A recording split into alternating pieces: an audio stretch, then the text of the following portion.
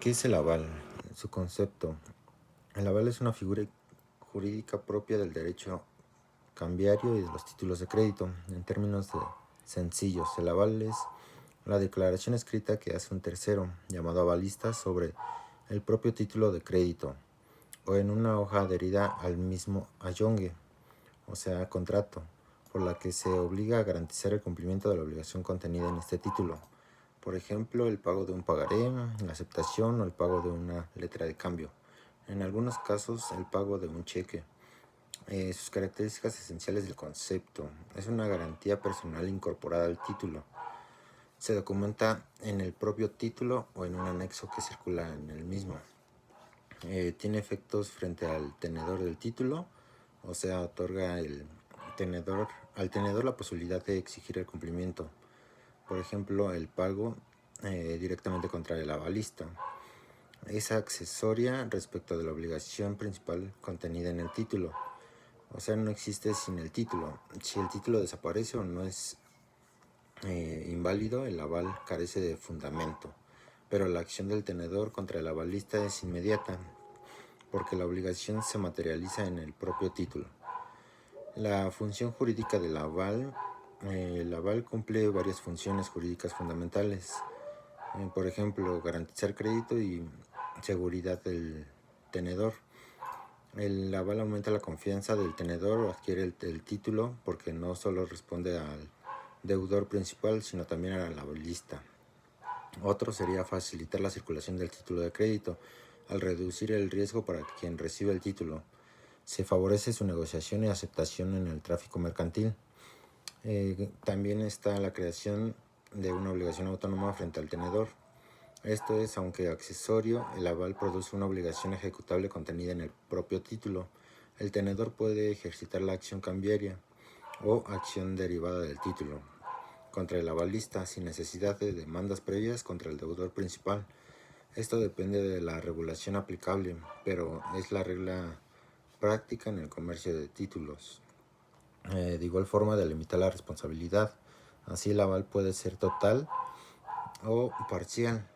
Total sea aval por todo lo adeudado, o parcial ya sea por una fracción o por intereses o gastos, según lo exprese el avalista. De última forma, evitar la prueba extrínseca. Es la garantía se está plasmada en el título, por lo que el tenedor no tiene que demostrar un contrato de fianza. Aparte, el derecho se lee directamente del título. Los elementos personales del aval serían de quienes intervienen y cuál es su papel. Serían mínimamente estas figuras: el avalista, el avalado, el tenedor, ya sea llamado también beneficiario, y o otros intervenientes del título. El avalista es la persona o entidad que otorga el aval y se obliga a garantizar el título. Sus requisitos, que tenga capacidad jurídica para obligarse, o si firma representante, como representante debe tener por poder suficiente para la misma firma. Si son varios avalistas, normalmente responden solidariamente o mancomunadamente, según lo expresado en el aval o ley aplicable. El avalado sería quien recibe la garantía. En la práctica es el deudor principal cuyo pago o aceptación garantías, por ejemplo en un pagaré, el librador o sus obligados. En una letra de cambio sería el girador o aceptante según el contexto. Y el beneficiario, o sea el tenedor, es la persona que posee el título y frente a la cual se ejerce la acción. Otros intervinientes en el título o del título sería librador, librado, aceptante, endosantes. Esto según el tipo de título. El aval se inserta en este mismo marco.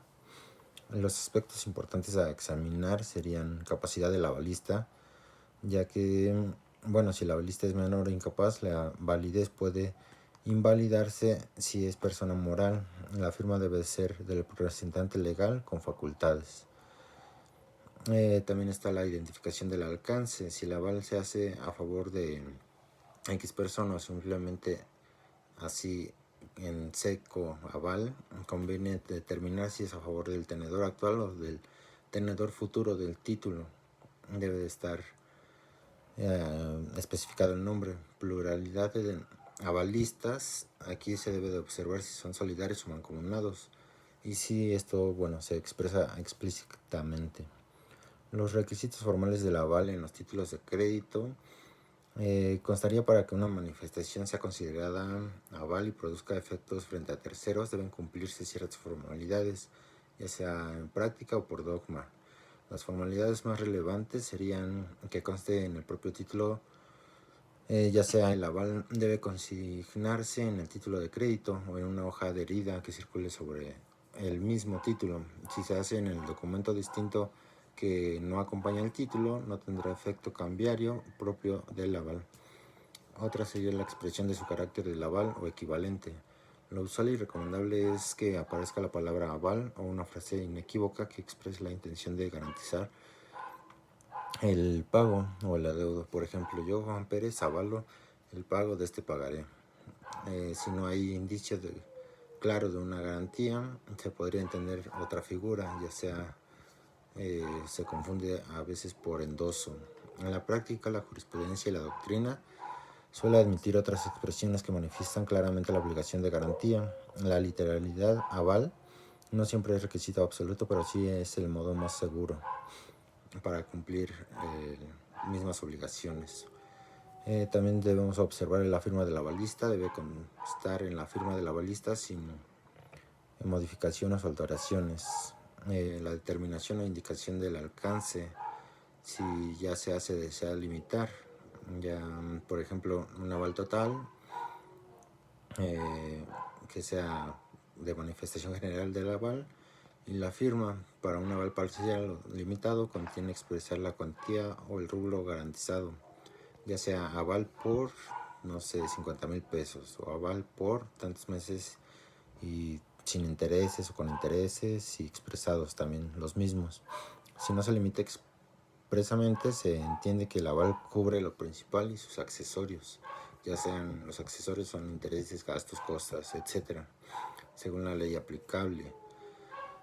Fecha y lugar, también tenemos que estar asegurados, aunque no siempre es obligatorio, debe de determinar, y esto nos ayuda a facilitar determinación de plazos de prescripción y de validez frente a terceros. La capacidad y representación documentada, si esta aplica, también debemos de verificarla. Cuando la firma un representante, es recomendable que conste con su calidad, ya sea por poder o por la razón social seguida de la firma del representante. En la práctica forense, la falta de poder puede generar controversia. En la identificación del título garantizado también debemos de verificar si hay varios títulos. Es útil identificar claramente a cuál se refiere el aval, aunque normalmente el aval consta materialmente sobre cada título. Los tipos de aval, está aval para pago, ya sea el garantiza el título y su pago, que es el más común. El aval para la aceptación, este garantiza que el librado aceptará la letra. El aval para la firma o aval de firma, garantiza la validez de la firma del abogado, este es un poco menos común. Aval para parcial o limitado, cuando se fija una cuantía o porcentaje que esté limitada, ya sea gastos o intereses. El aval solidario son avalistas o varios avalistas. Cuando múltiples personas avalan, pueden responder de forma solidaria o mancomunadamente según lo declarado. Aquí las diferencias entre aval y fianza podría ser: la fianza es una figura del derecho civil mercantil y suele regularse por el Código Civil. El aval es específico del derecho cambiario y del título. Sus formalidades: el aval se incorpora al título, la fianza normalmente se documenta en instrumento distinto. La acción del acreedor es frente al avalista. El tenedor puede ejercer la acción cambiaria contenida en el título frente al fiador. En algunos sistemas puede requerirse primero la acción contra el deudor principal. Esta dependerá de la regulación misma. O bien el contrato de fianza puede establecer garantías distintas en la práctica. El aval facilita la acción directa con la fuerza del título. Diferencia entre aval y endoso. El aval es garantía del pago, aceptación con la obligación del avalista. Y el endoso, bueno, es transmisión de derechos sobre el título. Puede ser de propiedad o en procuración o en garantía. Un endoso en garantía no es exactamente un aval. Esta transfiere o grava derechos, mientras que el aval garantiza el cumplimiento de. Y bueno, para efectos prácticos, los efectos jurídicos del aval que puede hacer el tenedor sería acción directa cambiaria contra el avalista. El tenedor puede demandar al avalista en la vía cambiaria, ya sea juicio cambiario, por incumplimiento presentado en el título del aval, responsabilidad por accesorios, a menos que el aval se limite, el avalista responde por intereses, gastos y costas derivados del incumplimiento del mismo. La prescripción y los plazos, bueno, los plazos de prescripción que afectan al título afectan también a la acción contra el avalista, es decir, si la acción principal prescribe, la acción contra el avalista también se verá afectada. Los diferentes, bueno, en conclusión, los diferentes puntos clave podría ser que el aval es garantía incorporada al título que obliga al avalista frente al tenedor. Su función es garantizar cumplimiento y facilitar la circulación del título. Así, formalmente debe constar en el título con una expresión de garantía y la firma del avalista puede ser total o parcial. Asimismo, asegurarnos de fecha y lugar de donde se está llevando a cabo la acción y para así poder tener directamente una mejor fluidez, ya sea en algún caso intrínseco de pues llegar a un juicio o algún adeudo o incumplimiento de obligaciones, podríamos cobrar sin problema, ¿no? El concepto, ya sea en título personal o en juicio.